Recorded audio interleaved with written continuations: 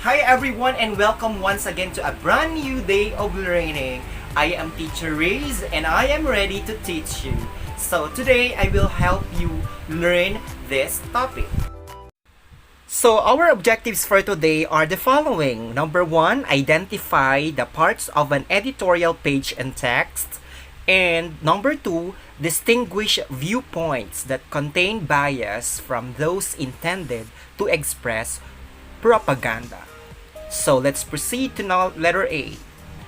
Read and choose the correct answer for each item. Number 1. What part of the editorial text where it summarizes the main topic or issue? A. Solution. B. Introduction. C. Conclusion. Or letter D. Body.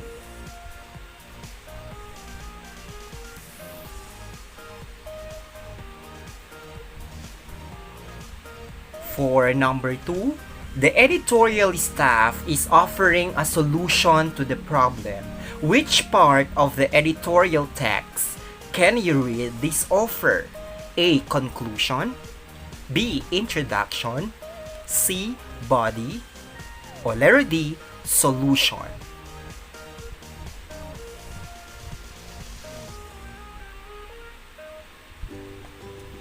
Let's proceed to number 3.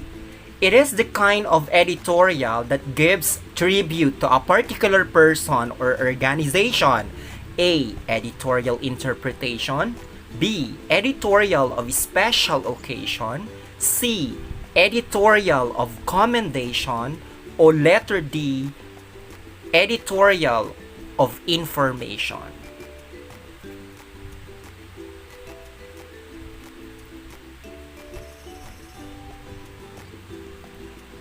Let's proceed to number 4.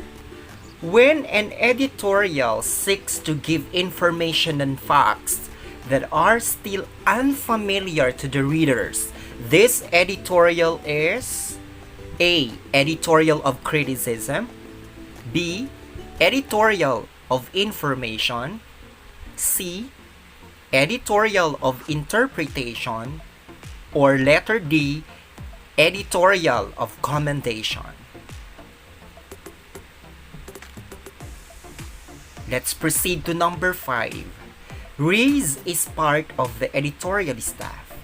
He wrote about the problem of poverty and suggested some solutions at the end of his article. Riz wrote an example of what kind of editorial? A. Editorial of special occasion. B. Editorial of criticism. C. Editorial of information. Or letter D. Editorial of interpretation. Let's proceed to number 6. The editorial staff wants the reader to give their judgment to the current idea or hypothesis presented in the editorial. This is an example of what kind of editorial? A. Editorial of commendation. B. Editorial of information. C. Editorial of criticism. Or letter D. Editorial of interpretation.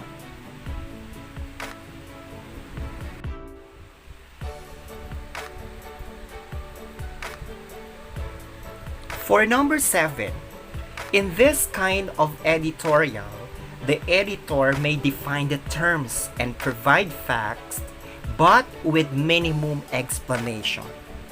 A. Editorial of commendation. B. Editorial of information. C. Editorial of interpretation. Or letter D. Editorial of criticism.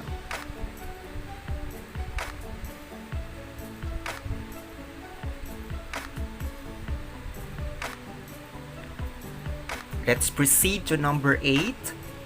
It is considered an article that presents the newspaper's opinion on a particular issue. A. Caricature. B. Editorial. C. Editorial staff. Or letter D. Comics.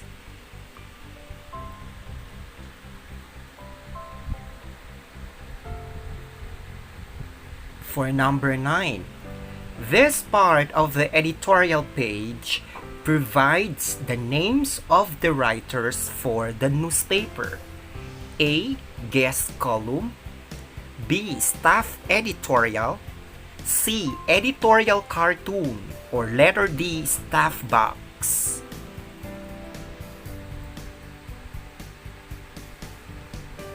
For number 10, the following are some of the tips that you need to bear in mind when giving your opinion story, except 1. A. Don't give a sermon to your readers. B. Remember to leave a lasting impression. C. Consider the W and H questions. Letter D. There's no need to research about your topic.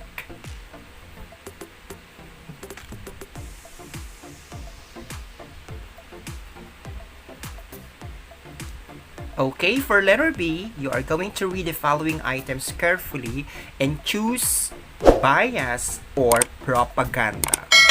So, I hope you are familiar with this bias and propaganda. Then anyway, when we say bias or predisposition, this is an unjustifiable inclination for and against for something. Propaganda, on the other hand, is a data, thoughts, or rumors purposely spread broadly to assist or hurt an individual, bunch, development, institution, country, etc. So that is all about bias and propaganda. So you should know that one. So let's proceed. For item number 11, M&M's has a product tagline of melts in your mouth, not in your hands. Bias or propaganda?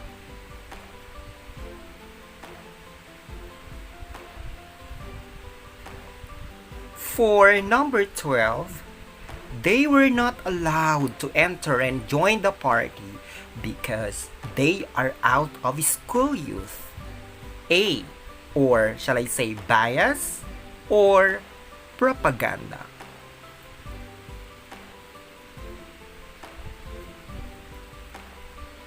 Let's proceed to number 13. For them to gain popularity, they need to call each other bad names. Bias or propaganda? For number 14, she maintains her smooth and fair complexion using the Silka soap. Is this bias or propaganda?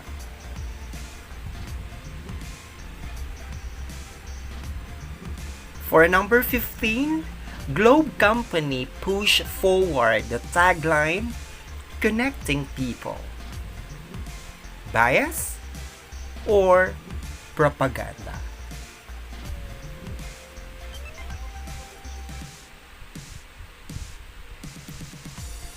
Alright, so let's proceed to our activity letter C.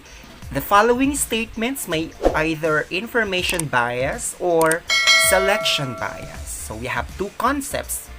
We have information bias, which it emerges when an individual, thing, or etc. is incorrectly measured or classified. On the other hand, when we say selection bias, there is a mistake in choosing the individuals to require portion in a study or to be part of a study. So we have information bias and selection bias. So you're going to identify statements if it is information bias or selection bias.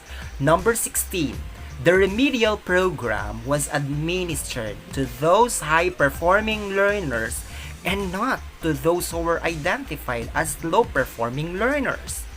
Information bias or selection bias?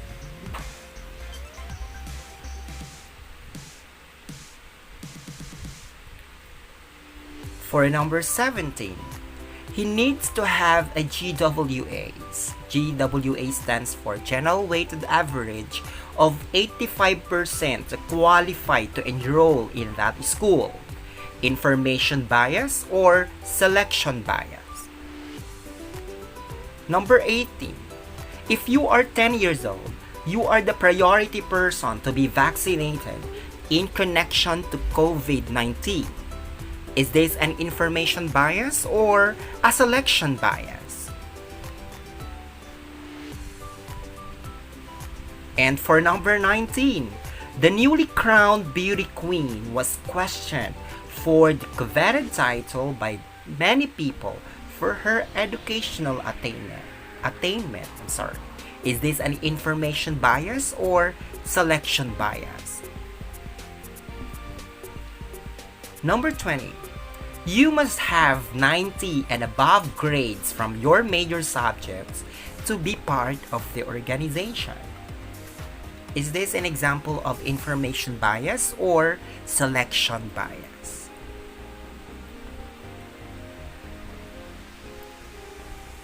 So that's it. Good luck, children, and I hope you got all the activities on editorial and bias and propaganda. So, good luck and happy learning! So I hope you learned something new today. Keep on practicing, keep on learning, stay safe. See you again soon.